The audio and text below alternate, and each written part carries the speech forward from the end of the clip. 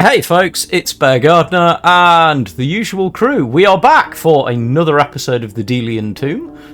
This time, we're off adventuring again. So, when last we saw our heroes, exploring MCDM's introductory adventure and the Codex beta, many thanks to MCDM and to the team at DM Hub for letting me play around in crazy-ass ways, we had seen the adventurers having victoriously returned from the titular Delian Tomb, having rescued the blacksmith's daughter Violet. Spent some time recovering in town. They met Abbot Lorick, whom I believe, if I am particularly clever, we can get shiny with. So, this is something that I wanted to add. So if you are the kind of person, like me, who enjoys giving players handouts, what you can do is you can do this. This will just upload a document as an image. I can pull this into handouts, and then I can just do this. And if I should be able... Now, where is... There you go. You can also open him as a handout. This is Abbot Lorick, who you had met. Who greeted you back in town, along with several other townsfolk for whom you will doubtless meet as you go forward. But you had returned to the Featherbed Inn to a hero's welcome. You ran into Abbot Lorick, who took some time to inform you that there were a number of things happening in town. You have a handy summary, and was busy spending some time looking after Violet, but also after you explained what you'd found down in the Delian Tomb, had mentioned that he will go and consult with his library of books about the history of the area in an attempt to figure out what on earth the goblins might have wanted with poor Violet in the first place. Violet, meanwhile, is recovering with her mother, and presumably with some care from Abbot Lorick. You took some time to meander about, rest, recover some injuries, and indeed begin a few tasks. So we had begun, I believe Anurin had begun attempting to craft the faux sense lenses that you had found the materials and instructions for. Torbin was in the process, had successfully made a potion of healing, which he had given to Sholto. Meanwhile, Sholto was just making themselves generally useful around town and building up the beginning of a community service project. This had sort of... supposed to be militia, looks more like a daycare. Indeed. It transpires that in such a small village, when you offer to train everyone turns up for a little bit, but then once they have work to do, what you end up with is a lot of children. But that's okay, you are making yourself most useful. And after having kind of undertaken your general activities, you'd also taken the opportunity to follow up on one of the leads that you'd been given, and you decided to go and spend some time chatting to the old woodcutter, the charcoal burner, who you had heard might need some help, and you, for whatever reason, I guess, this is the great thing about any kind of open world, is you could have picked any of these, the players could have picked any of these and would have just gone with it, but Orson, the charcoal burner, had mentioned to people that he was in need and had asked for your help, and when you met him, the old man had offered you tea and conversation, along with the determining of the fact that he had lost a amulet. He'd been out collecting wood for the charcoal burner, and he'd been accosted by a gigantic fire-breathing insect. which had rended after him, and as he'd been running, he had lost his amulet. I believe it was Sholto who had just enough knowledge of monsters and creatures to recognise that this sounded like an Arix, which is a sort of indeed a giant fire-breathing insect. Is it fire or is it like burning acid? Well, so let me check the test result that you got. Or indeed, the third answer, I don't know. Fire. I thought...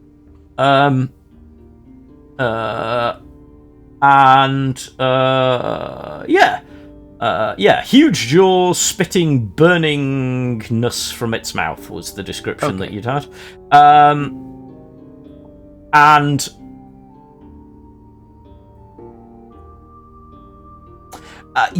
one thing that is notable is that he had mentioned that this was an issue that he'd been out by the Ellery farm. You then went to the Ellery farm where you met Ellery, the farmer, who was in the process of salvaging many dead animal carcasses, for this giant insect had once again appeared and assaulted her animals. And after some calming and discussion and declaration of the fact that you would deal with the problem, you'd found your way to a massive tunnel that had been opened up in the ground that she had pointed at the end of one of her fields. And you were in the process of making your way down into the tunnel. So as you begin descending into the tunnel,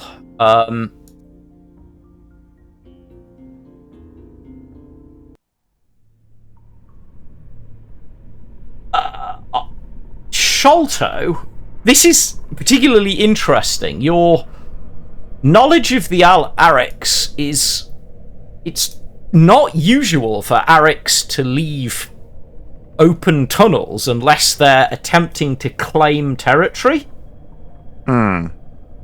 So if the Arix is leaving tunnels open, it must be nearby. Or at least have the intent of nesting somewhere nearby. Normally the tunnel would collapse behind it as it burrows. And you begin to make your way into this deep, dense tunnel. So let me grab my little journal entry. So, for the purposes of the handy viewers, and there is an excellent video on how to do this on the Discord. And if you just want to ask, you can reach out to me on the Discord. I'm not hard to find, or ask in the comments. You can find me.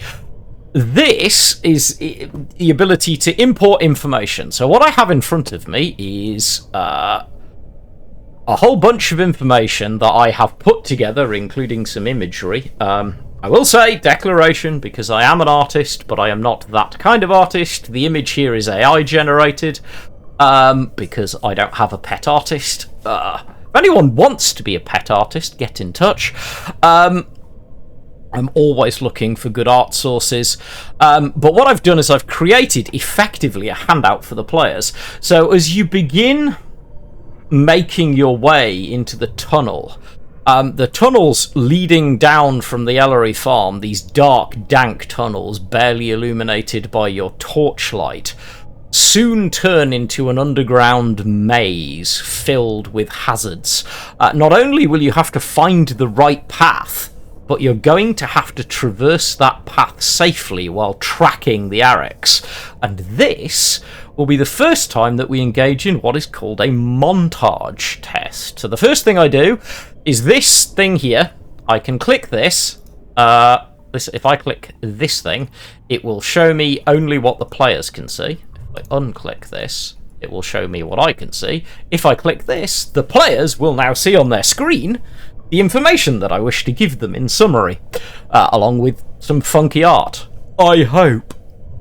and not just a big pile of blurred text. Seems to be to me. So yeah, you have this winding maze of tunnels filled with pooled water and dripping and this echoing sinister sound. And the way montage tests work it's really quite simple. So montage tests last 2 rounds, exactly 2 rounds. So each round, each character in the party will get to act. They can choose to do a thing. There are some suggested options, but obviously you can come up with different ideas. The intent of a montage test is to sort of represent narratively how a party goes about overcoming a challenge. In this case, the formal challenges, the key challenges here, is that the Arix's tunnel intersects with many similar tunnels, creating a maze, and these tunnels are unstable, with pools of water that is corrupted and poisoned with burning acidic ichor, weakened floors, passage collapsions, and entire nests of stinging insects and biting bugs. And you obviously need to do this. You will notice that there is a success and failure tracker. If you are watching at home, I can, technically the players can, but generally it's going to be you as the director who's doing this. Anytime the players achieve a success, I can click a button and they should see a success light up on their screen. Yep. They then take away. Or, if they get a failure, they get a failure. Ooh.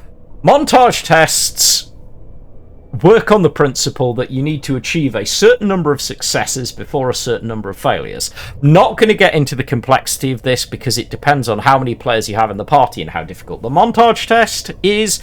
In this particular case, it is your objective to achieve 3 successes before you accrue 3 failures.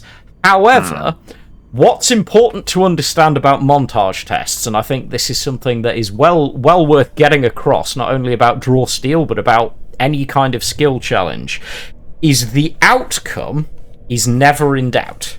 We know that the heroes are going to find the Arix. This is about how long it takes and the circumstances of finding the Arix. There are 3 possible outcomes to a montage success. The first possible outcome is a total success. So if you go to your rules summary in the journey, so we will pull up the starter rules. If the heroes hit the success limit before hitting the failure limit, or before time runs out for the test, as I say, there are 2 rounds and only 2 rounds in all montage tests, then they achieve a total success. If you hit the failure limit or time runs out, and if they've achieved at least 2 more successes than failures, it is a partial success. In any other case, if you hit the failure limit, time runs out, and you don't have at least 2 more successes than failures, then you have a total failure. Those are the 3 possible outcomes of the test, and they will define what goes on. So, yeah, you guys start working your way down into this complex chasm of tombs, and this is where, as a director, you empower your players. Now, it's key to say that obviously there will always be suggested options. Generally speaking, any individual character can only attempt one type of skill check once. You can use your action to aid someone else, but obviously that would mean you're not doing something. And again, I will remind the players they have exactly 2 actions each, at which point, regardless of anything else, the test is over. This particular skill challenge in the book gives us a handy 5 suggested things. Note the word suggested is used a lot here. Just because the natural expectation of tracking the Arix would be reason track, doesn't mean that someone might not come up with a cool and creative way to do something similar. And this is where it's down to you guys in this dank, winding maze of tunnels. How are you going to go about hunting your quarry? Purely taking one of the examples suggested. Keeping an eye out for, like, threats and dangerous parts of the tunnel. I have search. I have a decent reason. Yep. And I also have the elf bonus high senses. Makes sense. So you can, in fact, make a reason and... search test. Yeah, so I click on reason, I'm skilled, I also gain an edge because I'm an elf. Before you make the roll, what I will do is, if you are doing this, it is sometimes easier for you to, obviously, if you check the montage test rules, it will tell you how difficult the tests are. Generally speaking, tests in a montage are just standard tests. So, in this case, the average montage, again, let me pull up the rules because I'm talking while people can't see things. I clearly have not had enough caffeine today. So,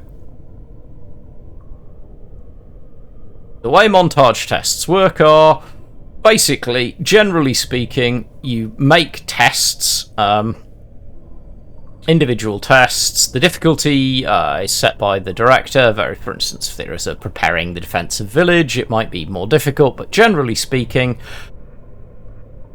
you make test at standard difficulty. So in this case, I would go to request test, which is up here, where the little dice is. If I open up the dialog box, I can select Sholto. And I can request that Sholto make a medium, reason, and search test. And then I just do this, and it will send it out so that Alex can choose to make the roll. And this is the way that I advise doing it, because then you as director can keep an eye on the tempo, and you don't get the issue of sometimes dice just flying across the virtual table randomly. That's fair. Just out of curiosity, what differences do the different difficulties do to a test? So the difficulty of a test, let's look at tests. So, if we go to the search box and go to tests, again, if you're being asked about something, the search engine in the game is extraordinarily good. How to make a test tells you what to do, and then you can obviously just flip through the pages, hopefully, if it wants to cooperate. So, there are 3 difficulty tests, easy tests, medium tests, and hard tests. A medium test has 3 possible outcomes, like every test. In the case of a medium test, if you get a tier 1 result, you fail. If you get a tier 2 result, you succeed, but you do incur a consequence. We'll get to that if one comes up. And a tier 3 result means that you succeed without a consequence. In the case of an easy test, a tier 1 result, which is 11 or less, is you succeed on the task, but you incur a consequence. 12 to 16 or a tier 2 result, you succeed. And then if you get tier 3 on an easy test, you succeed and get a reward. Something goes in your favour. I see. Unsurprisingly, a hard test, if you get a tier 1 result, you fail and incur a consequence. If you get a tier 2 result, you fail. And if you get a tier 3 result, you get a success. Basic tests all work the same way. In this case, it's a medium test, which should hopefully have appeared as a request. Yes, it has. In this case, you succeed. However, this is where we get to the montage. So the first thing is, you accrue a success. Just like that. The next thing that happens is that there will be a consequence. Now, consequences in montage tests are pretty much a matter of figuring out what makes sense. So if we go to the montage test rules, which I will do, I do love being able to just skip to stuff. we should hopefully have a little box out somewhere. Does it talk about consequences? Oh, that's interesting.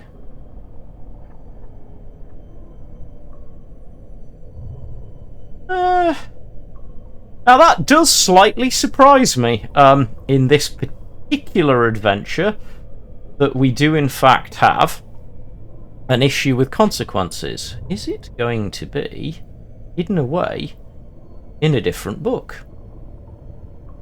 I know it's in the main rules, but I'm checking to see if it's included in the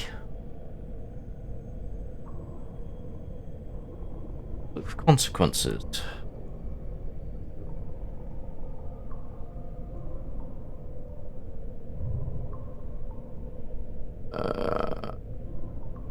Consequence.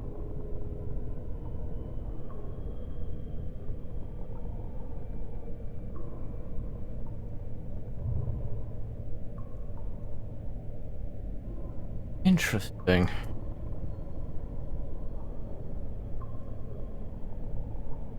Excuse me. We're having a quick look just through the rules to see. I cannot see any suggested consequences for montage tests there.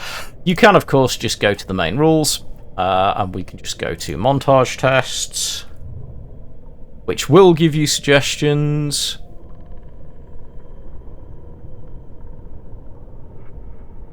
Page 275, if anyone is actually, more of a page number fan. And then you will get the same issue. Please hold, because I know that it's somewhere. This is the problem where I happen to have in my head what the consequences are, but I'd like to know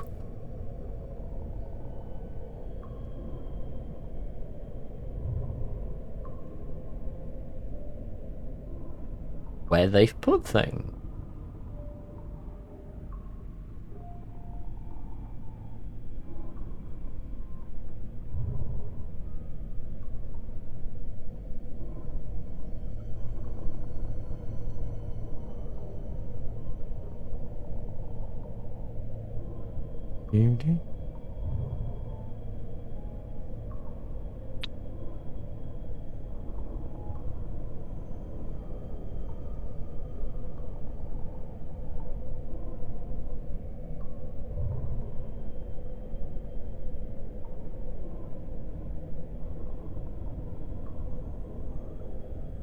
Well, we are going to, for the most part,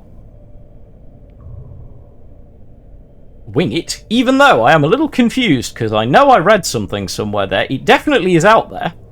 I just don't know where they've put it. Because in the montage test outcome section, it does have, it's not quite the same as what you're looking for. It does have some example, montage test rounds, which includes some...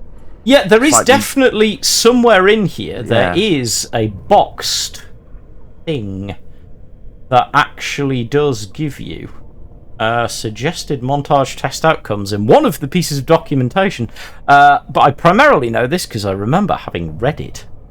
I know where it's going to be. Please hold.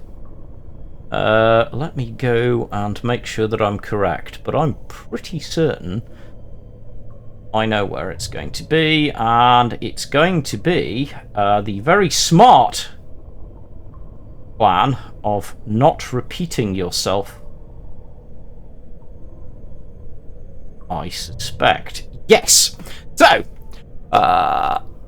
if you're wondering why I'm wittering, you will find in the adventure on page 32, if you are running the game, under the first montage test that is mentioned in the book, suggested consequences, which is what I was looking for. Anyway, so in this case, as you're looking out and attempting to keep an eye on what's happening, you do indeed spot what looks like a broken section of ground that is liable to give way and make noise and might even risk a tunnel fall, and you call it out to prevent your ally, which is whomever is going next, from stepping on the floor. But in the process, you do disturb their own attempts, so your actions impose a bane on the next hero to make a test in the montage. Okay. But yeah, if you are wondering, I do not currently have the Delian Tomb adventure uploaded separately, which I should probably do, and will do before the next adventure for the purposes of the viewers. It is indeed on page 32. There is a consequences and rewards section. Anyway, so who's next? You have your first success. Anurin, do you have anything that might help with this? I am not particularly skilled in this area. No, almost all of my skills are interpersonal. So all I can do really is sneak and hide. So would I be able to use alertness? So basically, I am trying to listen for, and that might also be the reason why I have a bane, is because Sholto's making noise while I'm trying to listen. Yeah, that would make sense. So you, as I say, each hero can only attempt a test once, but you have not attempted to use that. Listening out for potential danger is definitely a possibility. I'll remind you, by the way, that you do not have to be skilled to make a test. No. Also, I think technically, was that alertness I used or search for the record? You use search. Yeah. Now, so here's a question. I have Lucky Dog. Whenever you fail a test, use your skill from the Intrigue skill group, which this one is. You can lose stamina equal to 1d6 plus your level to improve the outcome of the test by 1 tier. You can only use this once per test. So when it says test, does that also apply to montage tests? I'm assuming it does, but I want to check. When it says test, it's any time you're rolling. You can inflict damage on yourself every single time you make a skill roll, if you so wish. I wouldn't necessarily recommend it, but you absolutely can. Lucky Dog is... fail. Yeah, Lucky Dog is occasionally very useful, but can be painful. Okay, so yeah, I am, despite Sholto's yapping, I am going to attempt to listen for... Yep, so let me send you the requested roll. So again, if I want to do this, I would come up here, I would select the appropriate character, in this case it's Torben. The test is going to be intuition, and it's going to be listen, which we will find...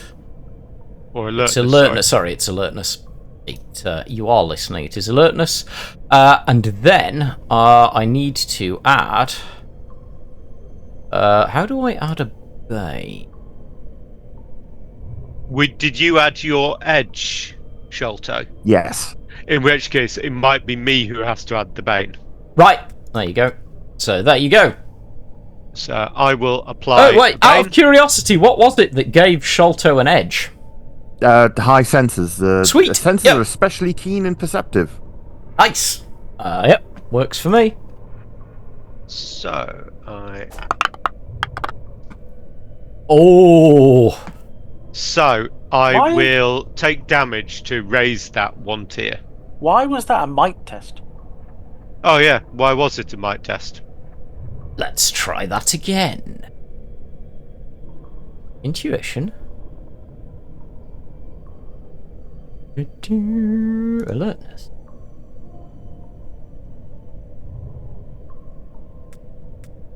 Let's try that again. I want to make sure there's not actually a bug going on. Apply the bane. Same result, but was correct. Yes. So I will take damage. So You click on the handy little D6 down in the bottom left-hand corner of the chat. And it's 1d6, and I need to do plus level. Yep, so... so you take 7 points of damage. But it does mean that you do pass with a consequence, because that increases it by 1, correct? Yes. So you get your second success, but there is a consequence. Let's have a look. What would be appropriate here? So you are listening out, and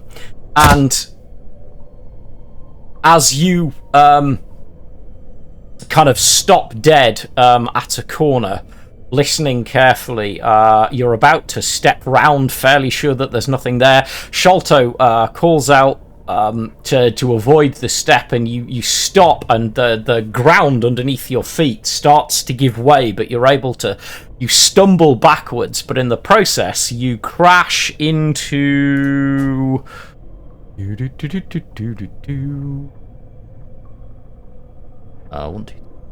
So you crash into Anurin, and the two of you tumble against a wall and land on some stalagmites, and Anurin takes d6 damage, no level modifier, as the consequence of your action. Oh, at least you rolled better than I did.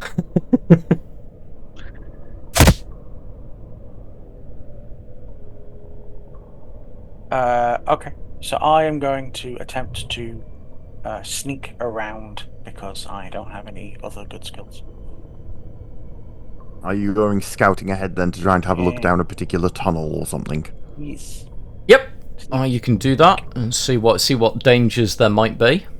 So I will send you I assume this would be agility sneak. I forget, what's your instrument again? It's a fiddle. I think in this case it would either be intuition or reason sneak, because you're trying to avoid things, you're not sneaking past anything. Okay, reason then. Yep. Cross-matching skills, definitely something you can do, so I can do this, select an Urin, and do that. That should send the appropriate... Then... There we go.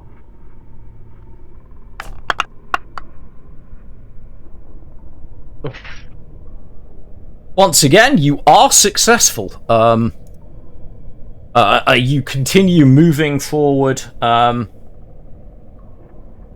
and this is how they died. Oh no! So yeah, you move forward, and you are kind of you're fairly certain at this point that you're getting closer and closer to where this creature must be, as the caves start to feel a little more recently dug and recently moved through, and there's a kind of a bulbous hanging orb in a corner, and it takes you a moment. You recognize it as it's a nest for a type of underground insect, like a flying acidic scarab that are sometimes associated with it. And you do make your way round and past it. And as you're shifting past it, though, there's this enormous buzzing, and the bugs burst out and buzz further down into the tunnel. And as a result, I will begin with 1 additional malice at the start of the next encounter. Okay. However, this does mean that you have achieved a total success. You have arrived at the Arix lair with only minor issues, and you each gain a victory, which you can award yourselves.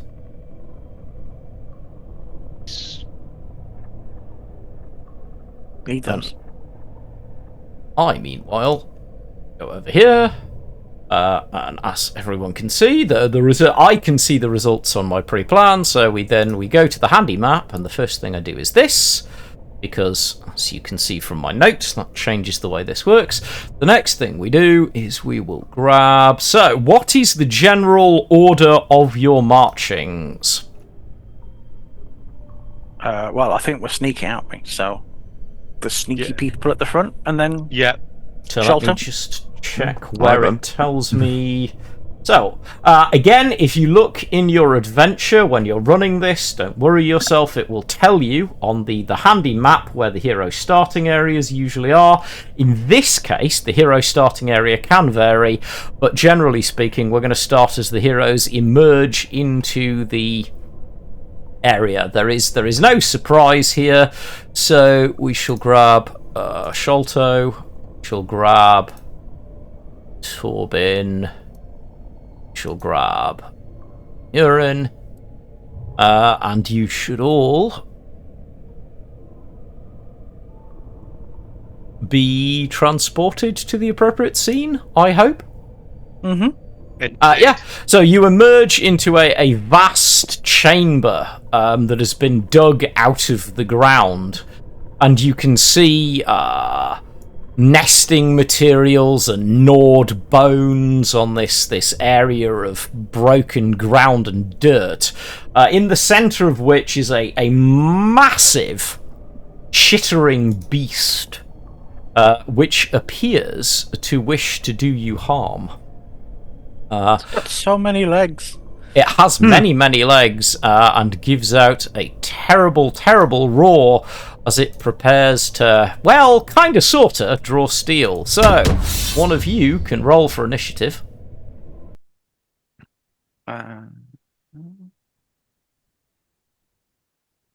So I'm just doing some measurement.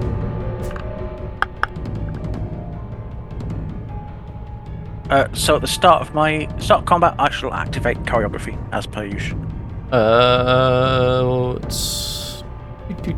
Yep. Did someone click roll for initiative?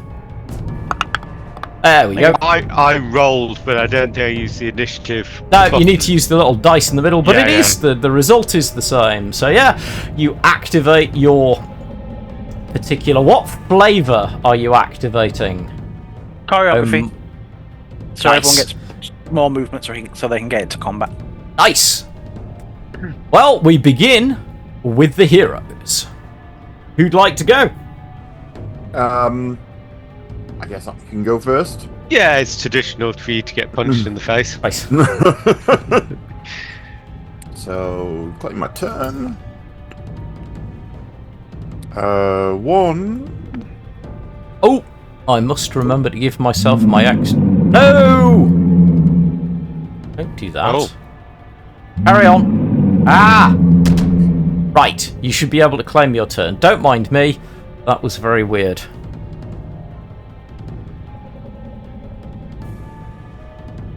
Carry on. We'll apply mark. Yep, you mark the Arex. And then I will proceed to attempt to get punched in the face, I think. Seems As fair. for my main action, I will use Protective Strike. Seems good.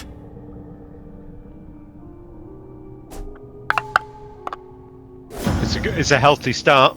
Right, so I believe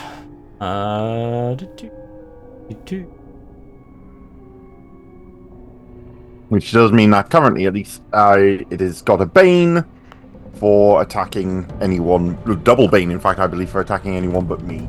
So this is possibly going to be a very painful turn for Shoto. Why did that not work? How much damage did you do? 13. It did not give me its trigger. I mean, it's showing on its thing. Skitter. Yeah, so... Yeah, I've got the same bug as previously, where everybody's triggers are all showing on their sheet, on their little things at the top. Yeah. It's interesting. Yeah, so it will indeed activate Skitter, so would have taken 13 halved down, so it regains 7 hit points. Will heal you 7. And will shift its 3 squares after the triggering effect resolves.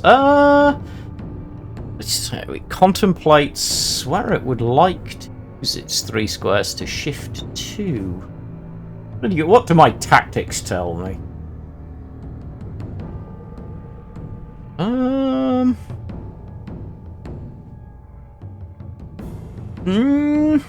Honestly, it's just gonna do this.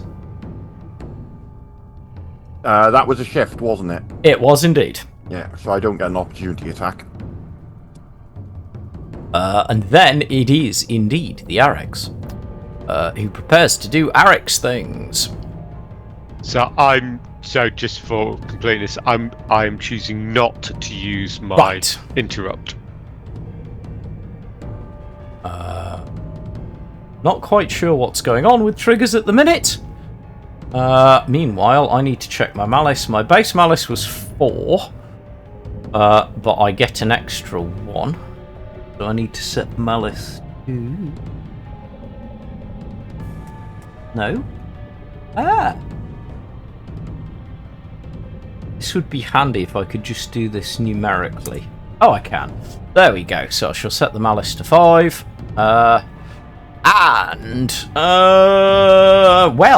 There's only one of you in range, so it's biting time, I think. I'm going to use... Them's biting words. Bite. Is its signature ability. Ooh. So, that is probably going to hurt, but it is, I believe it appears to be waiting for you to do any triggers you might have. The triggers popped up briefly and then disappeared. You should still be able to access them if you click on your token and see triggers in the bottom left-hand corner. I was looking for a dismissed one. It's probably not going to hurt if I take that parry now, actually. Well, it will hurt. It'll hurt less. However, it's not letting me apply parry. Also not letting me apply damage. For some reason, it says aborted in the top right. Not right of where? Oh yeah, your action log. Oh yeah, it does. Okay, let's try that again. I wonder if it's... Never mind. Right, let's try biting again. Never know, I might roll less well. I think I know why. Oh, that's why. Here we go. Try that again! Let's see if it works this time. Oh no. You might want to parry, if it gives you the option.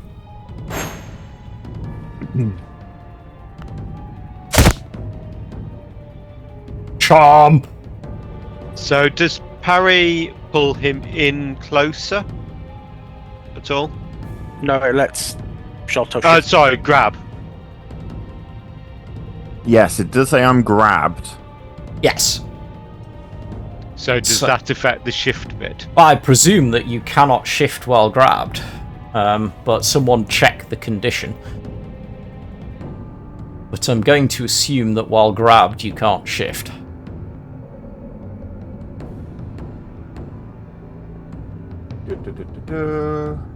Your speed is 0 and cannot be moved except by a creature, object, or effect that has them grabbed. So, yeah, so you stay there. Okay. I don't believe it actually brings you closer, but it does grab you, so I will apply the grabbed condition to you. Sorry, equal opportunities, Chiseler. I say that, I was... Why can I not apply the grabbed condition to you anymore? Well, Alex should be able to grab himself. Yeah, it's all just a bit weird.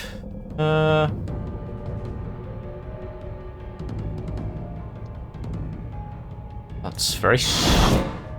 Now I'm teleporting you. I do not know what is going on. The interface is a little bit weird at the moment. But yes, you are grabbed. And... What have we got for maneuvers?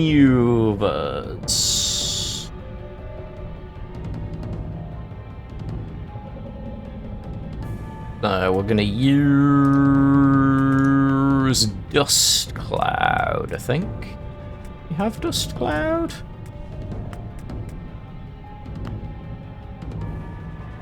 And then we're gonna move. We'll move a little bit closer to the snack, I think. And what does Dust Cloud do? So, Dust Cloud. RX kicks up dust to fill an area burst 1 around itself until the end of. Until the start of the RX's next turn. Any enemy in the area or who targets a creature in the area takes a Bane on their power rolls. And when it says around itself, so has he moved out of it now? Well, no, because that burst 1 is too small for a burst 1 for a large creature, which also appears to be an implementation issue. So she'll end the turn, and I shall edit this aura and see if I can. Can I edit the scale? We can't claim our turns.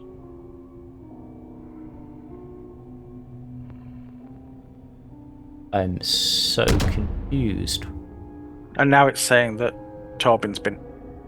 Oh. Yeah. I could take my turn, but when I clicked on it, nothing happened, and then when I clicked end turn, yeah, it ended your turn. So I can click myself and start my turn. Go on then. Which I'm. So. Oh. Yes, the roll of 1 again. Indeed. So I've got 8 movement now because of Plus 2 from 7. Yeah, well, I don't know what your base is. So. Yeah. So. And then I will use. Oh, if I click on this. Why can Just I reset. You just moved Torbin back. Yeah, so if Torbin now claims his turn, hopefully everything should start working properly and his movement should self-calculate. Because your aura should automate that, should it not? Yeah. It should. Cool. So I. Sorry, I was just doing the classic turn it off and back on again. So I can get to movement 7 square, so I can get to here. Mm-hmm. And then, why can I not use my maneuvers? Don't know.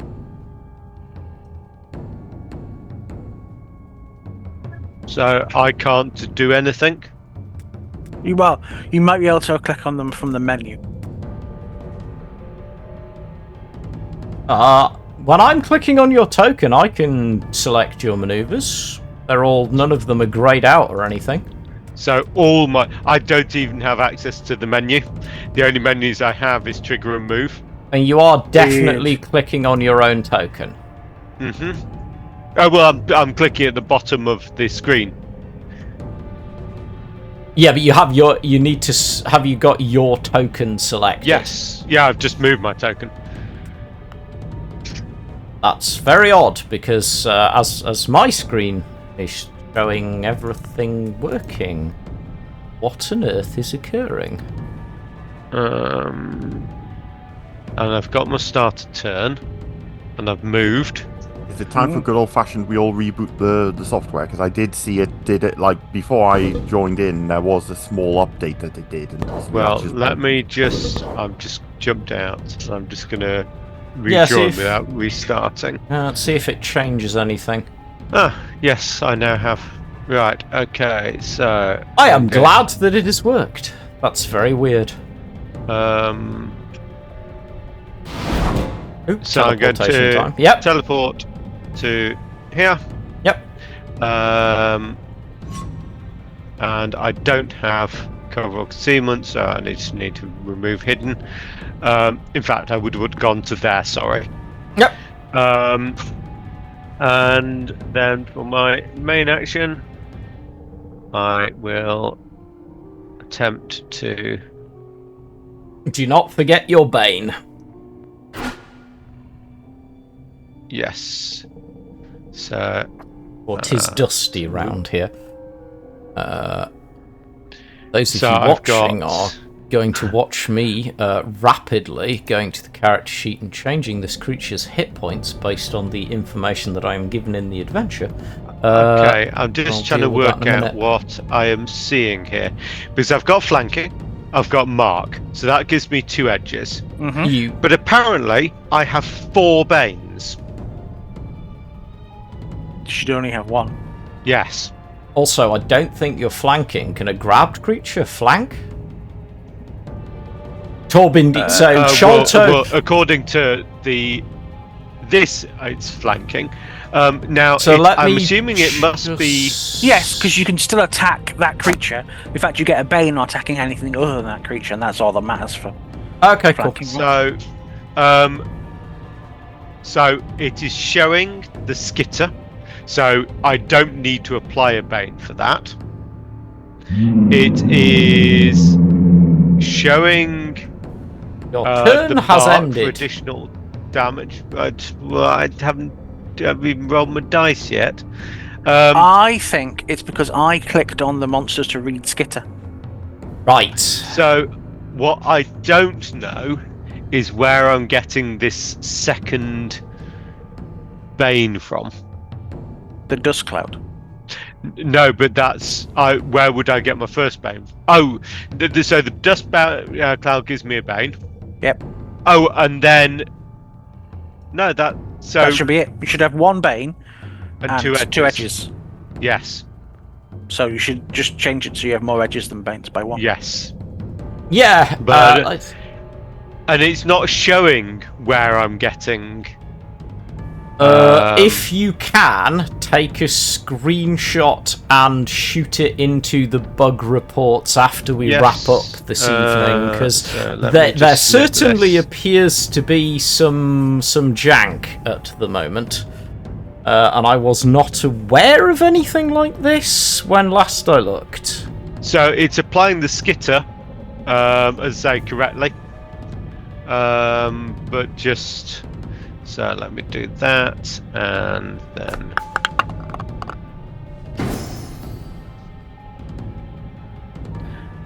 so Yep. That appeared to do its thing.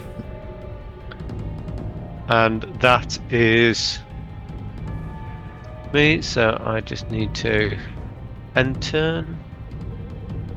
Also, if you just damaged it, I will spend a point of focus and give it an additional 4 points of damage. Nice. So you just need to activate your trigger. There you go.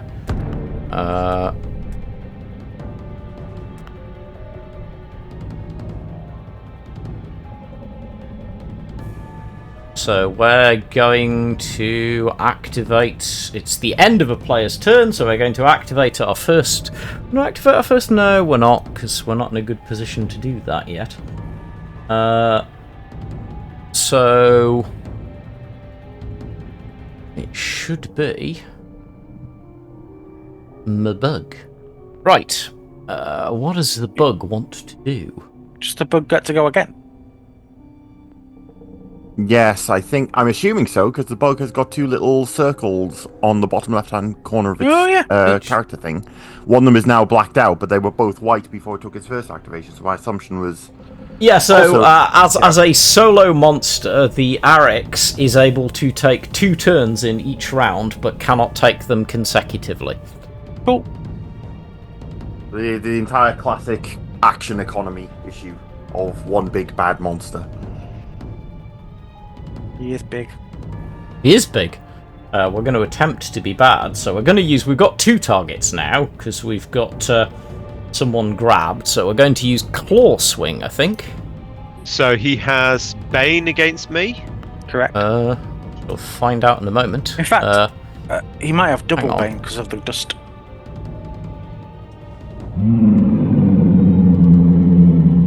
Right, so...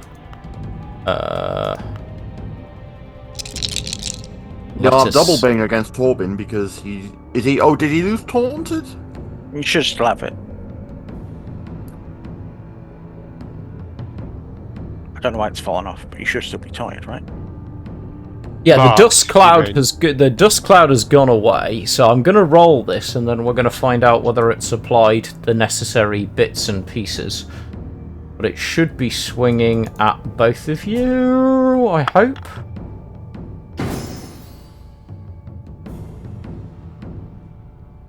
So it should have double bane on hitting Torben though, because it's taunt. Yeah, because of the mark.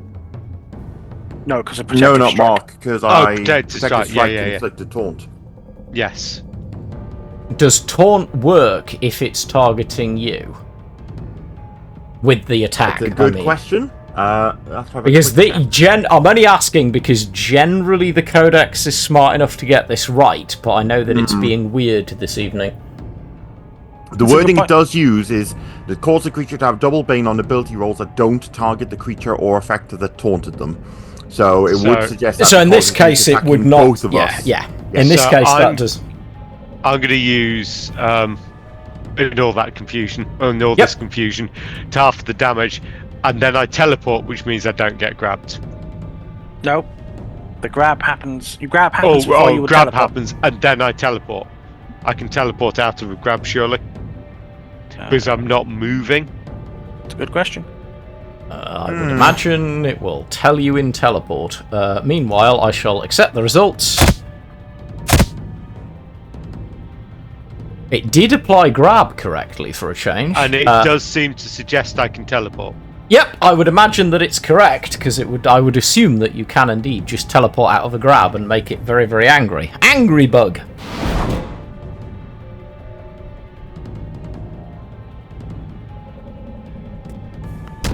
Fine.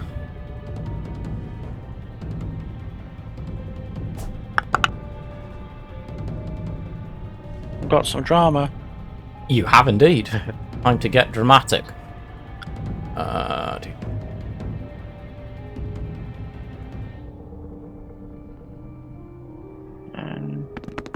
And wait. What? When you get here, a thing happens. No, I don't like things. No, neither do I. So this is quite handy if you want to represent this sort of thing. I'm just going to go with some crypt dirt, but you could do this various other ways. You will... So as you step on that ground, it disappears underneath you. And you collapse into a 4 square deep pit. Cool. So first of all, we shall apply your 4 points of damage. Anyway, carry on. How do I get out of the pit? Let me just check. Creature moves onto the weakened floor, falls and force goes. Climbing the pit walls does not require a test. It's just normal climb movement. Hang on while I adjust the elevation before you try moving. So, elevation tool, I can get the circle and oval tool here. And I can change the height here, and we want to go to -4. This is nice and quick. You can literally just pull the slider, goes to -4, and then just as I did before, I can grab the center point here, pull the circle, thusly, kind of. Ow, now I've taken a bunch of damage. You've only taken extra 4, which I'll give back to you. I should have And I'm remembered. prone. Yes, you're meant to be prone. It did that because it's smart. It's smarter than I am, so I'll give you 4 damage back, but you are indeed still prone.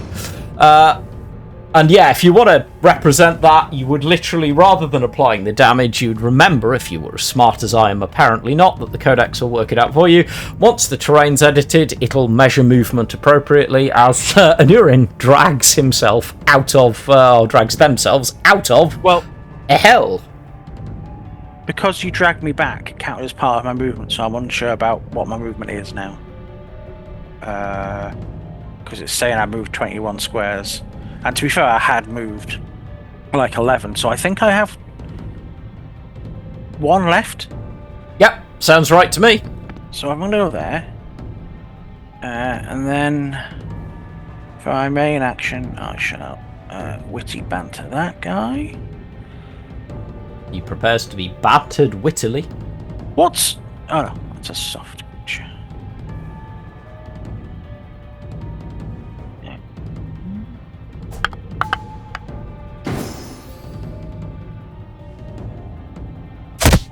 Yep.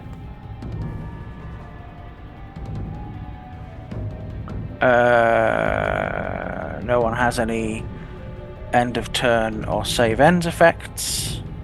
No. Oh, no, sorry, I was just reading. I know what the taunt disappeared because the taunt lasts until the end of its next turn. So the Arix went immediately after me. So by the time Tolbin was taking their turn, the taunt had worn off. Yeah. Oh, okay. Well, that's it. I'm done. So I will get villain action. I'll do another 4 points of damage as well, actually, while I remember. Yeah. So he's going to use his first villain action. He's going to use acid spew. Oh no. And aim at the neuron.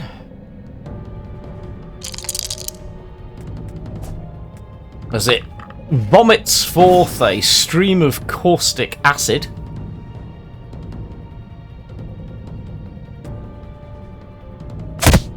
Oh. Ow.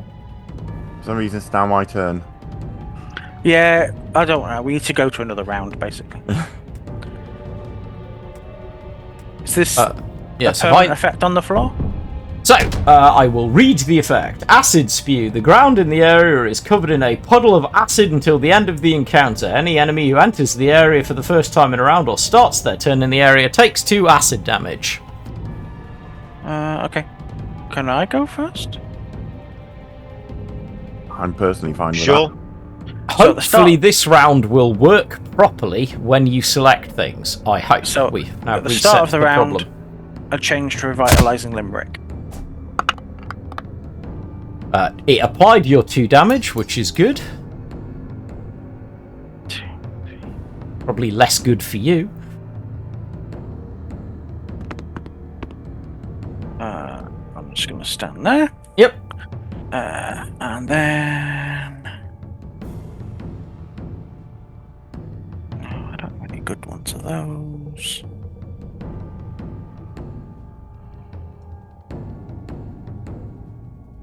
No, I think I'm just going to do that again.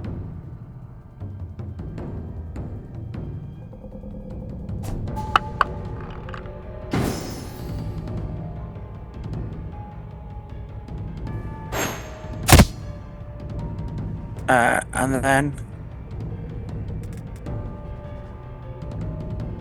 the end of my turn, because I don't have any good maneuvers where I am. So, and then I'm going to pick me and Sholto and spend recovery. Thank you.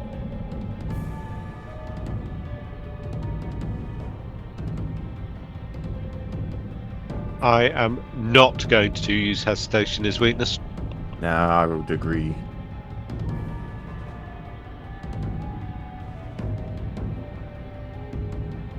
So it's Eric the Arix's turn. Well, so before it takes its turn, is going to use his second villain action, which is called Sinkhole. The Arix shifts up to their speed. If they end this shift above ground and within 2 squares of a creature, they can use Bite against that creature, and could then use the Dig maneuver if they so choose. So, Eric the Arix is gonna go... you're annoying and did psychic damage. So it's gonna go over here.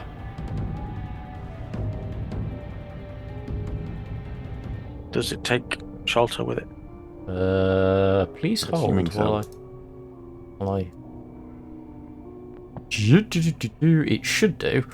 We'll pull Sholto with us. And and then it's going to use bite against the troubadour. Ah!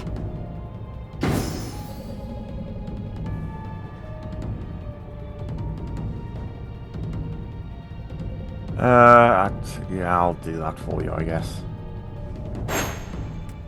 Oh, no, wait, no, I can't shift because... We're busy being grabbed. Yep. Right, okay, that didn't work then. No, because I can't move to take that parry. My apologies. I was going to try and tank for you a bit. That hurt. Eric's time. Why are you... Remove the underground condition, because he does not wish to be. Jumpy jump. Can't grab you. Oh, it's difficult figuring out what to do. So what can we do with our malice? Can we do anything interesting?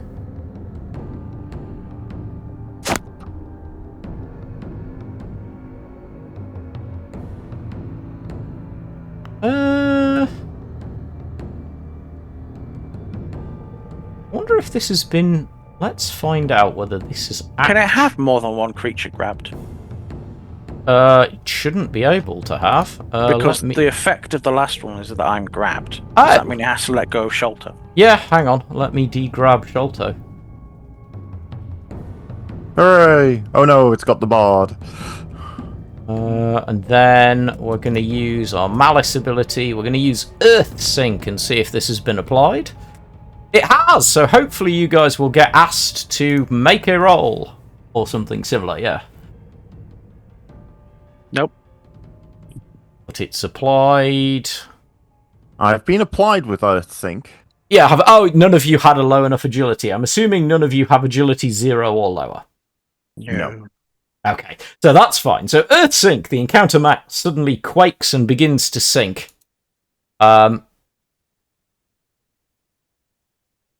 Please hold. Just fixing the music issue.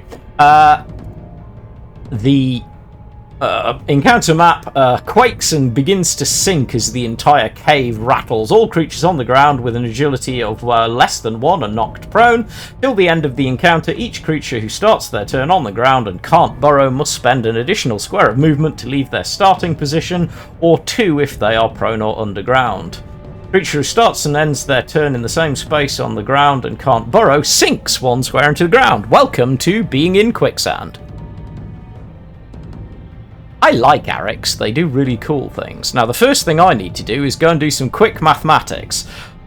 So, step behind the GM screen, / director screen. This creature should not have full hit points. If I go to its character sheet, I can fix it. First thing I need to do is note that it has taken a grand total of 36 damage. Then I need to go and check how many hit points it's meant to have.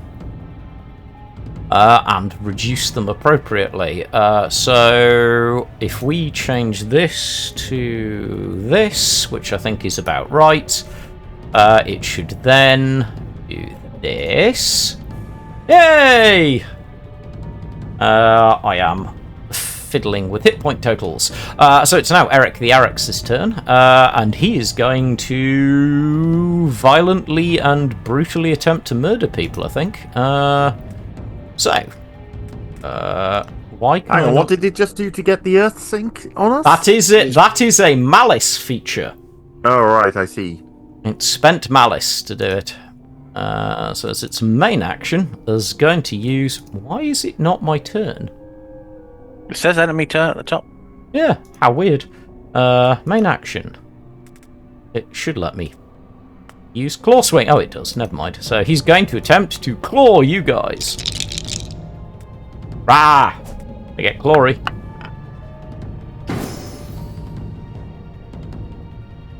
This time he can grab you because he's only got the troubadour is currently in Eric's mouth.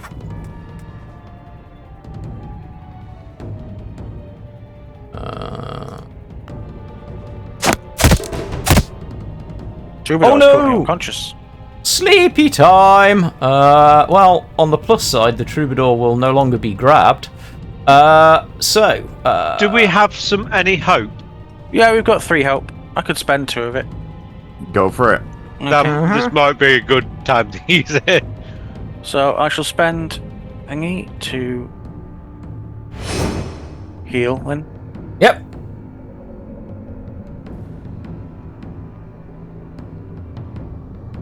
Yep. And then, as it grasps out with its claws and grabs Sholto, it's going to grab Sholto and pitches you through the air. That did not work. So it's going to pitch you 1, 2, 3. Oh no, it did work. It just was very slow. And lands you in the acid as it tosses you through the air. And continues gnawing on his handy meal.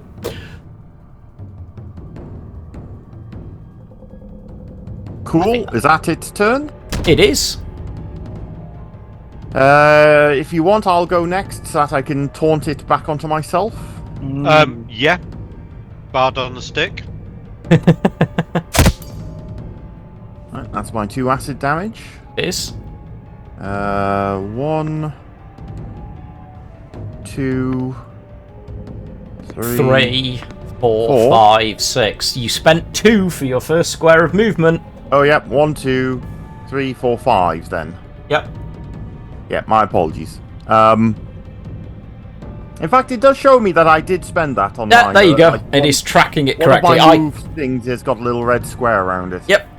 Because of your, you are earth sunk. Nope, that is a fair point. So now I will protective attack again on the Arix. Seems like a wise move at the moment. I think Nurin is definitely in need of protection. I'm just zooming in on the very cool Arix mini. Always. Ooh, that stings. Not loving that. Another. Oh, the creature is now winded and angry. Can I do my maneuver, or do you have to do something, or do you No, have no. something in response? No, just demonstrably angry, not actually doing anything about it currently. That's fair. In which case, I will also aid attack on this. So whatever, as my maneuver, since it's already marked, I've got no other maneuvers. You should just be able to select it from the maneuvers. I've done and Yep. And then that's me.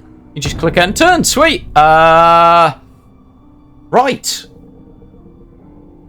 Turn 2 for Eric. And yes, I gave Eric a sound effect. I'm not objecting. It's quite intimidating. Right.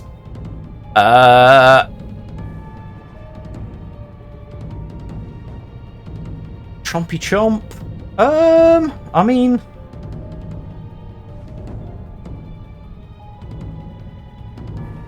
you're currently there. You're all the way over there, which is a little bit annoying, but really, I'm just going to do Arix things. It's claw time. For the record, just to clarify, when spending the hero tokens, you don't actually spend a recovery for that, do you? Nope. Oh, okay. I will. No, you regain equal to your recovery value, but you don't actually spend a recovery Sorry, for that. I've done it twice. Oh, 1 second. Let me hurt myself, and then All good. fix my recovery. Just let me know when you're all happy for me to accept the result from the claw attack. Nothing is going to happen, by the way. If you're watching this and wondering, nothing's going to happen until I hit accept result anyway, so the players can retroactively figure out anything that has gone wrong. There you go. Now you can hurt me. Ow. Crunch.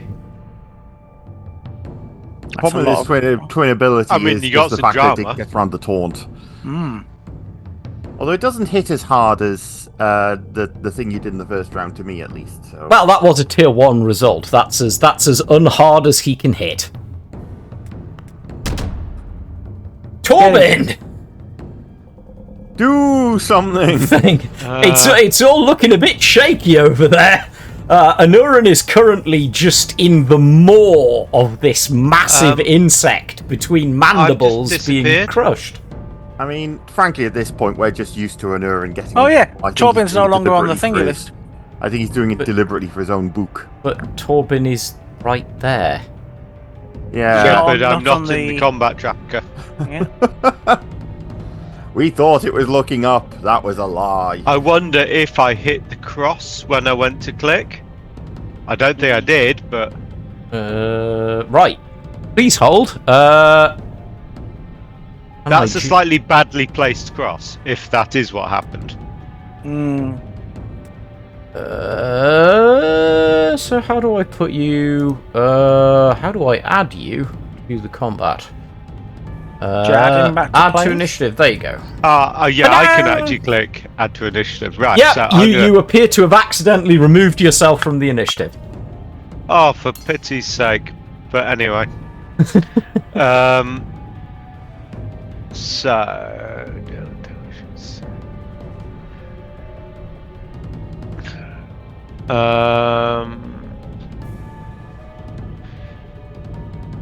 Let me just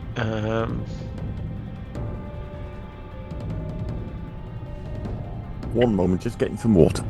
Mm-hmm. so I will I can't get to a position where I am going to have edge, so do you know what? I'm going to just move to here. Mm-hmm. Is that outside the earth sync now? The Earthsync is the map. The earth sync's about. Oh, this is your square, so actually I might as well stay in the square. Pink is good. Layer of the Arix, bad. So let me see. What are my options? Have you considered just feeding the troubadour to the Arix and leaving? Yeah. But it's funny when he sings bad songs. Just a thought. I do love the visual of the moment of Anurin actually in the mandibles for like the last round and a bit, being crushed by an Arix. All we can hear is from inside his mouth. So let me see. Okay, so we're going to start with. I mean, props! Anurin is keeping up the performance while this is happening. It's all dramatic.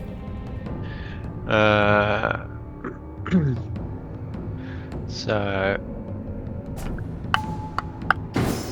Oh, and I can't get a break on the rolls either.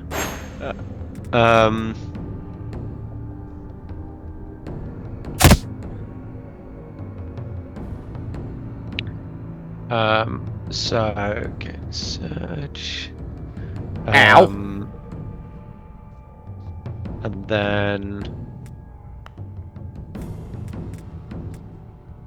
That did not work properly. How much damage did you do? 12. 12 total, 8 from Anurin, 8 from Torbin, and 4 from the Mark. Yeah. Right, okay, so I need to refund 6 hit points. Carry on. This is using Skitter. It's not actually moving, but is using Skitter to halve the damage, because you're annoying. Okay, so, and then... and then I don't want to sink, and therefore I need to move, don't I? So I'll move to there. Mm-hmm. Just so that I do not Don't sink. sink, yeah. I have to say, by the way, I do like that effect, if only because for some characters, especially meleeists, that could be very annoying. And What happens if we don't move again? You don't sink into the move, floor. you sink a square into the ground. Which is more of a problem if you're a polder than you are for a normal-sized creature. And I will use catch breath. Yeah, just take a breather. Meanwhile, Anurin's like, what do you mean, breather? It's fine. Yeah, it'll be fine. Yep. Might end turn? / maneuver? There we go. First. Yes, indeed, you can. Okay. I suppose. which is the translation of Arix for if you must. Well, he's got his mouth full. Right, so first, don't talk with your mouth full. I do like that you've got 3 points of drama having started the round in the mouth of an Arix. Seems somehow apropos. I hope you're making a note of all this material for your next play. Oh yes.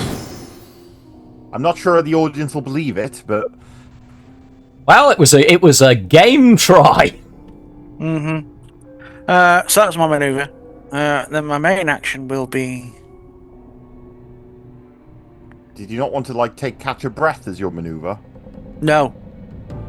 No, no. It's dramatic. There's a good story in it somewhere. Also, I'm in going to- fairness, Troubadour can literally die and come back again. Also, at the end of his turn, he's got the thing that can allow him to heal. Oh, I'm aware of that. It's just on such low hit points. I was wondering if you would want to catch a breath Yeah, but and just use think revitalize. of the drama. Indeed. Just 30 burst. Not within range. That's annoying. I think I'm just. Melee free striking?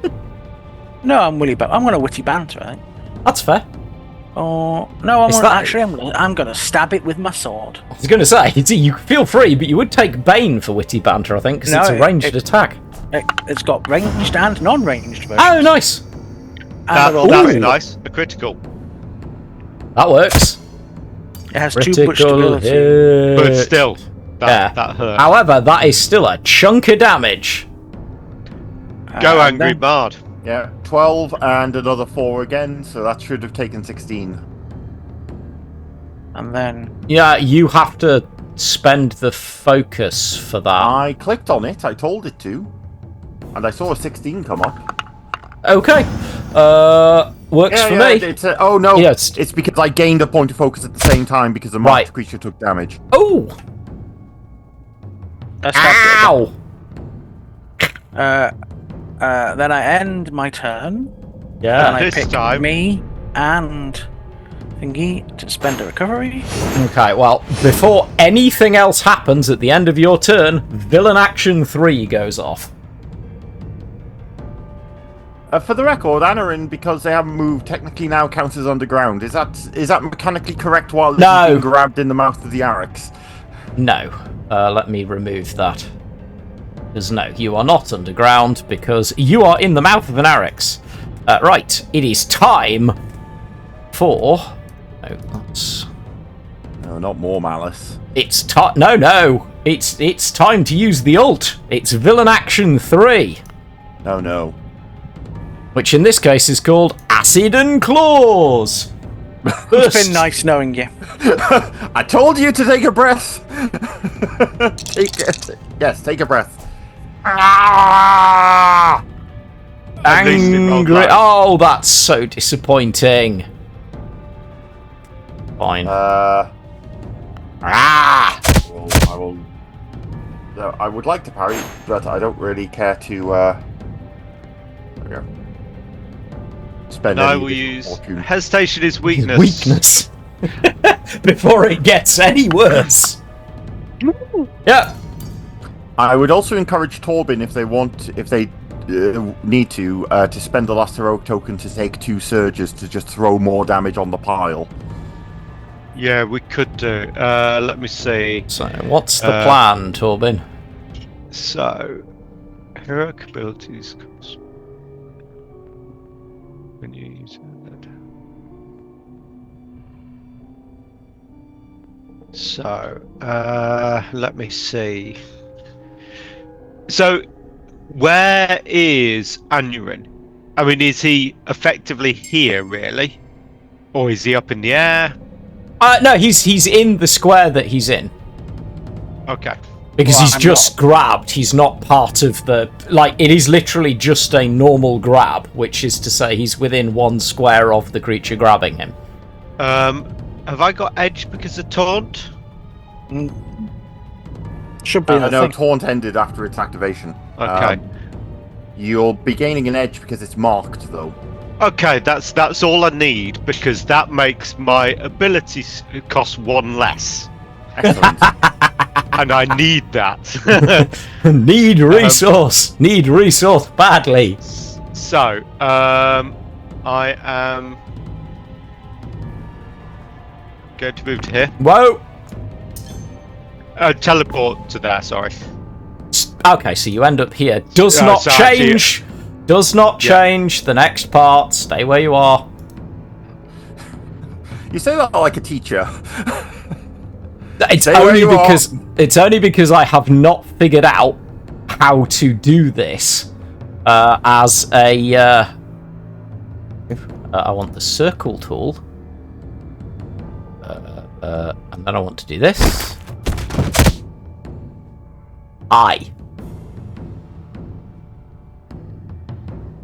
You is in an hole. Okay, can I still see him? You're 4 squares down. You really can't. What, just vertically down? Yeah, you are 4 squares below it. So, I haven't moved yet, because I teleported. Correct. So you do need to spend a maneuver to stand up, though, because you are prone. Oh. I'm sorry. So, I'm just going to use this to... how do I do this? I'm just going to move to there, and then can you move me just back to where I was? Because I've used my teleports, which was my maneuver. Yep. However, I now have... Let me give you the 4 hit points you just took back again. There you go. Carry on. Okay, so...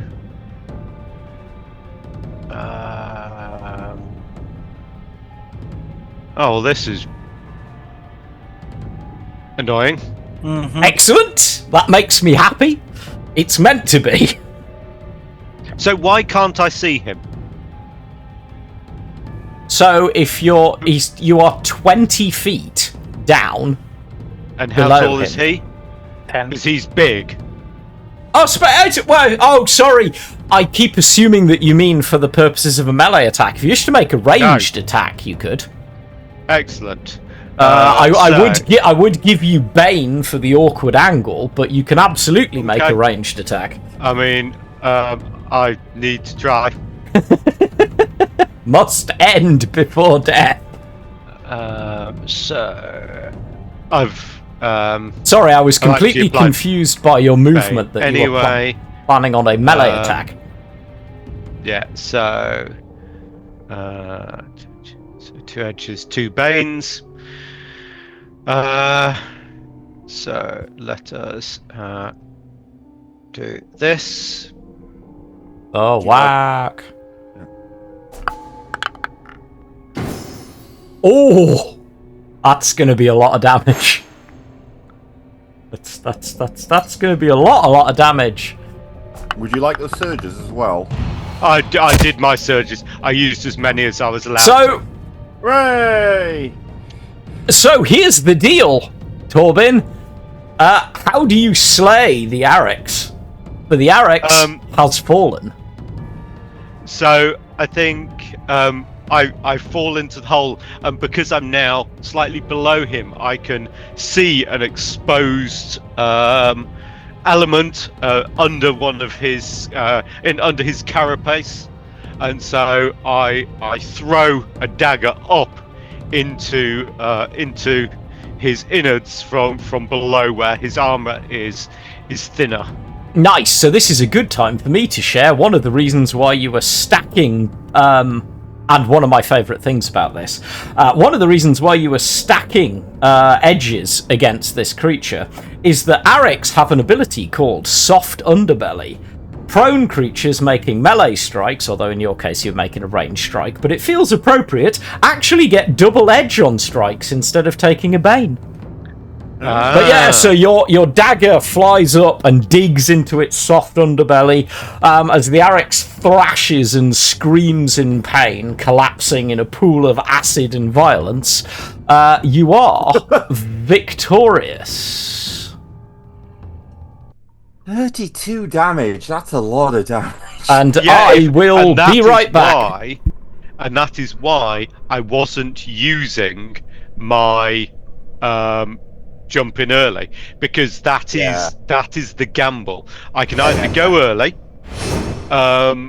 and use situational. But the problem is, I didn't want to use situational because that would be just being left close to him.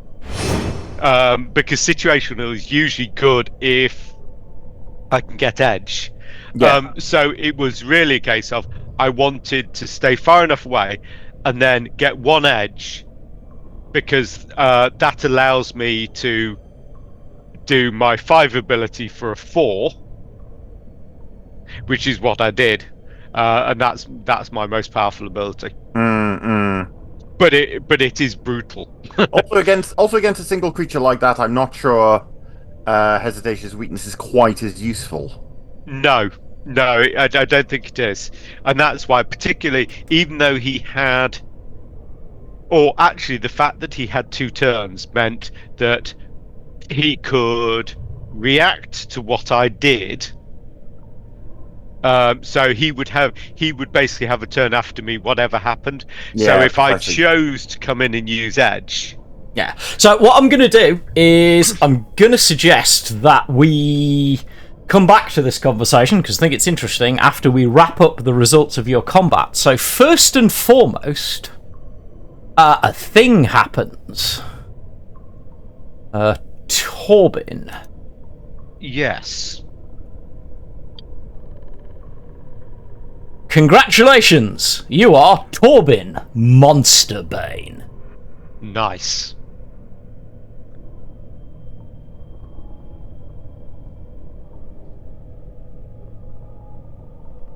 Or you slew the Arix. You are able to, obviously, spend recoveries and the like, because, you're in here. But yeah, the ground begins to settle after the Arix's death. And the area becomes slightly less, shall we say, unpleasant. Can we search its corpse for the necklace? You can. I was going to go over and search that pile in the corner. So before, do I know how common animals are? Well, they're not rich and aristocratic. That helps. Thanks, Neil. I mean, I appreciate a good dad joke. I'm struggling to recover from that one. No, I am proud of you, Neil. I did some psychic damage to the director. I'm not. Yeah. I took D6 psychic damage. In what sense? So I suppose, looking at when I'm choosing the benefit, Right. would I know anything about? I mean, I'm likely, I think, to go for the monster trophy anyway. Yeah. I think you should use the Arix's head as a hat. I mean, Well, that's what I was, like the animal keyword would apply to basically any non-sentient enemy. So wolves, guard creatures, lots and lots of cultures keep pets and war animals. Would supernatural creatures which still aren't intelligent count as animals under that circumstance, or is it only like, well, as we say, non-supernatural, non-sapient creatures? So it is very specifically anything that has the animal keyword, which there will be some creatures that, for example, will have it. I do not have an encyclopedic enough knowledge of the monster book, but it is safe to assume that it depends on the type of creature. I'm just having a quick look at a couple of options. So some creatures are beasts, other creatures are animals, and it's really, a lot of it is about whether they actually have any level of reasoning, as it were. Okay. I mean, so I think I'm going to go for monster trophy. Mm-hmm. Now, I was thinking helmet, but I don't wear a helmet particularly. I've got a hood. So what I'm going to do is I am going to cut its mandibles off, Ooh. and they are going to be. I'm going to hollow them out and use them as sheaths for my daggers. Oh, Yeah, nice! That's pretty cool. I like Arek's mandible. You definitely make a note of that on your sheet as well. I like the idea of Arek's mandibles as a sheet. That's just cool. Because I'm small, so you know. I was going to say, if you're not wearing a helmet, I was going to suggest you could use part of it as a pauldron, but no, that works quite well. Dagger sheaths, that's cool. Yeah, that's pretty funky. So, whilst Anurin and Torbin are waist deep in Arek's bits, looking for cleaned out mandibles, or in Anurin's case, a swallowed amulet, Sholto, amidst the pile of useless random trash that appears to have been pulled together with rotting, broken corpses and other thoroughly unpleasant things, you do in fact find an amulet that matches the description given to you by Orson. I was going to say, I would like to try and gather up some of the parts of people. If there's quite a lot, I'll just take the skulls, I guess. So there are not people really here. They are animals. It looks like this beast has primarily been hunting livestock. Right, there's nothing that looks like it may have been part of a human or an elf or a polder or anything like that. Not recognisably, no. Okay. You're at a guess, with your general previous knowledge of Arek's, this creature was preparing to nest. It had become territorial because it's building up a food pile. So presumably Eric was in fact Ericetta. Or Erica. I just wanted to check, since the artwork itself does have a few bits of human-related paraphernalia, and like I said, it had attacked a person, so I wasn't sure whether it may have happened previously. But if there are no obviously human bits, then that's fine. I'm now thinking alien. Just saying. There is that too. But yeah, no, that. Yeah, also, I have a feeling this is going to become a running trend where I take a buttload of damage and engage with the monster. Somebody comes in and does something, and therefore they get the fancy title. Well, bear in mind that there is a limit to how many titles I'm likely to hand to be out. Fair, that's bards all over. Hello. I tank against the Hobgoblin, Anarin gets to save. I tank against the Arex, Torben gets Monster Bane. We'll see if we can find you a punch bag title. Always the That's bridesmaid, true. never the titled.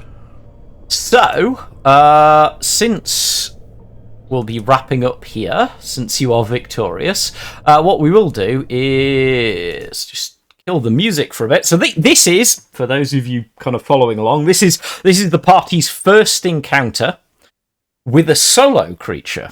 Solos are handled very particularly in Draw Steel. There are a few modifications here, and some of them were learned in playtesting. So, noticeably, and this is something I'll definitely emphasise, if you are running for a group that is smaller than the expected 5, pay attention to the encounter section in your Delian Tomb encounters book, because it does tell you to reduce hit points, reduce stamina rather, based on whether there are only 4 or 3 heroes. I didn't reduce the stamina by quite as much because the designers can only estimate, and my party can kick out, especially if you have a shadow in the party, as well as a tactician. That particular combo will tend to up the deal. So a normal Arex, for the purposes of, because we're doing this as a tutorial, I wouldn't normally tell my players this, a normal Arex has 200 stamina. Chuff it out. This one had half that number. It felt more, frankly. The advice in the book is that if you have 4 heroes, you reduce it to 120 stamina. If you have 3 heroes, you take it down to 80. 80 felt like it was going to be a bit weak sauce against this group. But the critical one that I will definitely point you at is if you have only 3 heroes, do not miss the part that says that the Arix, if there are only 3 heroes, cannot use the solo action malice feature. So all solo monsters, in addition to whatever other malice features they get, can spend 5 malice to take an additional main action on their turn. If you've only got 3 players, do not do this, because the solo monster can already act twice. It doesn't. You give it a 3rd turn, and this was close enough. This felt dramatic to me, but I'm interested to hear, notwithstanding the minor issues we seem to have with some early bugs. How did your first solo battle feel? I felt like it had a lot more than 100 hit points, I'll be honest. And its skills were thematic and suitably annoying. Yep, I'd agree with that. I didn't like getting eaten, but not much we can do about that. I mean, frankly, rather you than me or the rogue. We're the ones who have to do the heavy lifting, apparently. Fair enough. Although, to be fair, he did a lot of damage. Yes, because of his crit. It's true. Yeah, it's true. And yeah, I was going to do my big thing, but Tolbin was just too far out of the way, so I couldn't. Yeah, I wondered if I should have come the other way, but I was kind of, there was dust flying and holes appearing. I was like, I'm only short. I don't want to go down that hole. I don't think that's unreasonable, frankly. Like, you've got a bit more use at range than we do as well. Like, a number of your abilities can be used at range, whereas my main ranged ability really is most of use against packs rather than one large target. It is true. So all my abilities are basically both. Yeah, exactly. Yeah. Oh, I should also say, don't forget, as I do, I will briefly unpause. Award yourselves 2 victories for defeating the Arix. Oh, 2. Jeez. Yeah, this was a serious fight. Arix, not a small thing. No. But no, I enjoyed that. That was quite a decent fight. I possibly should start keeping track of how much additional damage Mark is racking up, because I think I spent all of my focus, bar 1 point, that entire battle, on bonus damage. I think this is it. You're taking damage, and you're giving us bonus damage, and that is totting up. So I think it's I think the way you're playing, it works for us. You're basically allowing us to do what we need to do.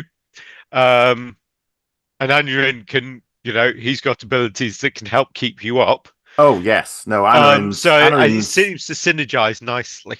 Aneurin's limericks are helping quite a lot.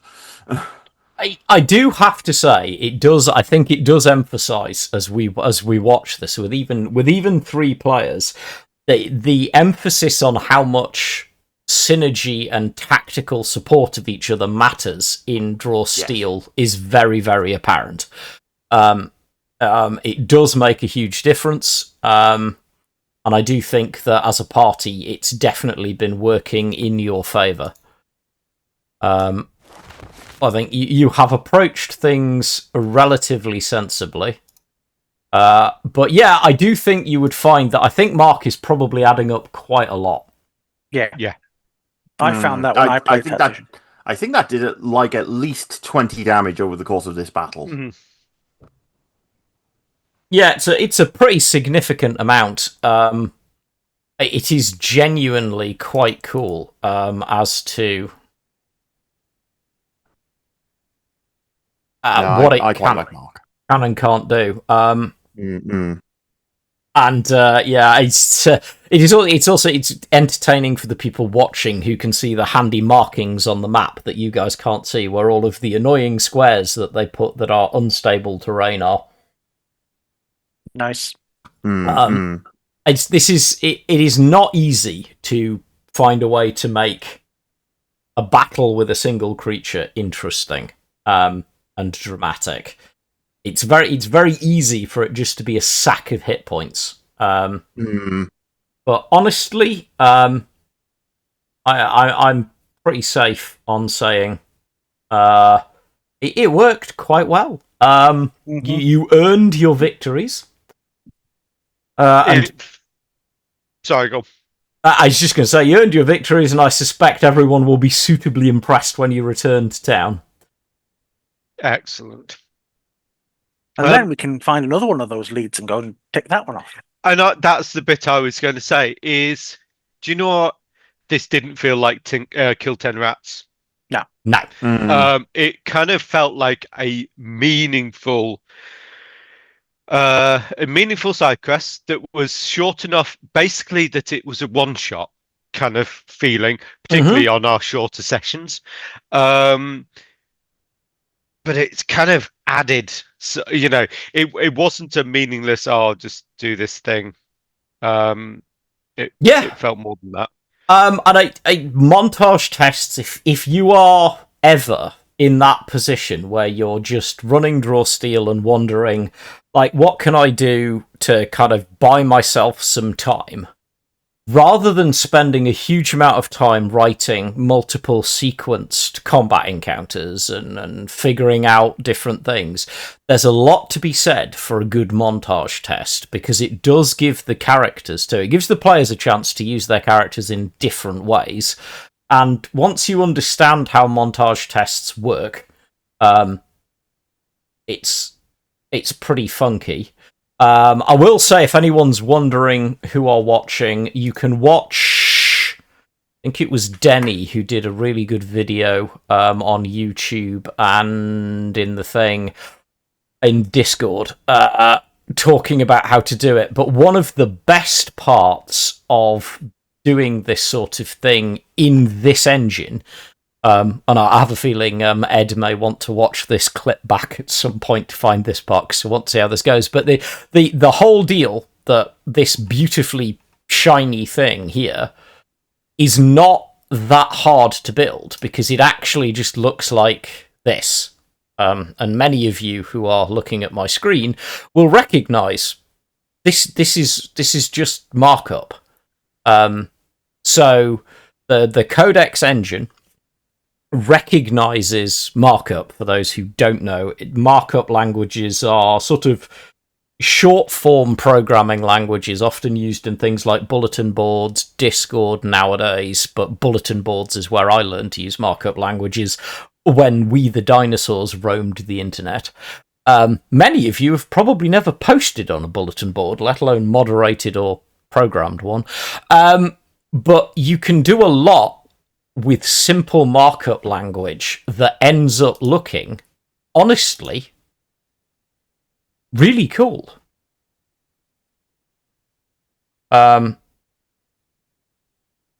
It's possible that my Draw Steel has just crashed. The irony. Which is, given the other issues we had, what's going on?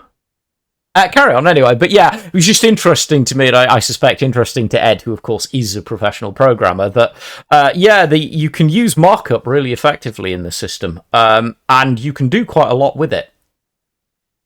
I'm also one of the dinosaurs that know markup. And it's not easy to program something like Draw Steel as an engine well enough to use effectively markup. I think it's the separation of the complexity of the actual engine, and then allowing an interface that is actually relatively simple to manipulate that engine. I think that's the cleverness, because quite often stuff like this, basically the means to achieve stuff becomes overly complicated, because the people who wrote it are people who understand overly complicated. Yeah. But something, again, so I know we are in danger here, those of you who are just looking at my screen. We are saying something as simple as markup. On a comparative level, markup is a pretty simple script to use. That is not to suggest that it doesn't take a bit of time to get used to it. But once you're used to it, it's pretty efficient. And can allow you to include images, to program in just things like the success and failures bars. And I do think this is a great way of being able to include montage tests in a clear way. And I'm curious as to whether the players would agree, but I think having kind of the challenges and the reminders of the suggested skills on screen is actually useful. Yeah. Yeah, definitely. So it's definitely something to do. But yeah, it's been a cracking session. When next we meet, you'll be returning to Broadhurst to figure out what happens next. You need to give Orson his amulet back. But for now... We probably need to let that lady know. Probably a good idea to let Ellery know on your way back. Well, I mean, you've got to go past the farm anyway once you find your way back out the tunnel. But for now, thank you all for bearing with the technical difficulties, watching, being part of it. Like, comment, subscribe, all of that gubbins that I never remember to do because I'm just not that person. We'll catch you next time. It's goodbye from me and goodbye from the victorious party. Bye-bye. Bye. Bye.